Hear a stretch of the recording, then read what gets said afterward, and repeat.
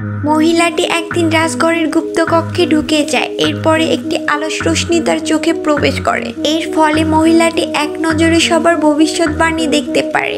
এরপর মহিলাটি তার কাছের এবং কি বিশ্বস্ত একটি সৈন্যের ভবিষ্যৎবাণী দেখতে যায়। সে দেখতে পায় হামলাকারীর মোকাবেলা করতে গিয়ে মেয়েটির মৃত্যু হয়ে যায়। এরপরে মহিলাটি রাজমহলের সকল সৈন্যকে উপস্থিত থাকতে বলে এবং কি সে এক এক করে সবার ভবিষ্যৎবাণী দেখবে। মহিলাটি যখনই তার জাদু দৃষ্টি দিয়ে এক এক করে সবার ভবিষ্যৎবাণী দেখছিল, হামলাকারীদের আক্রমণের সকল সৈনিক মন্ত্রী সবার মৃত্যু হয়ে যায়। শুধুমাত্র একটি সৈন্য ছিল, সিংহ, যে কিনা সাহসী এবং বীর যোদ্ধা ছিল, যে কিনা হামলাকারীকে দেখে ভয়ে পিছিয়ে না গিয়ে সে মৃত্যুর আগ পর্যন্ত যুদ্ধ করে যাচ্ছিল। মহিলাটি তার দৃষ্টিশক্তি ব্যবহার করে ভবিষ্যৎ গণনা করে এটা বুঝতে পারছে তার রাজমহলে খুব শীঘ্রই হামলা হবে এবং কি সকল সৈন্য মারা যাবে। কিন্তু রানীমা সিদ্ধান্ত নেয় এবার তাদের সৈন্যর সাথে সে এমন কোনো কিছুই হতে দিবে না। মহিলাটি চিন্তিত হয়ে পড়ে, কারণ তাদের হাতে আর বেশি সময় নেই। কি হবে এরপর? মহিলাটিকে তার সকল সৈন্যদের কি বাঁচাতে পারবে সেটা দেখার জন্য পার্ট 2 লিখে কমেন্ট করো।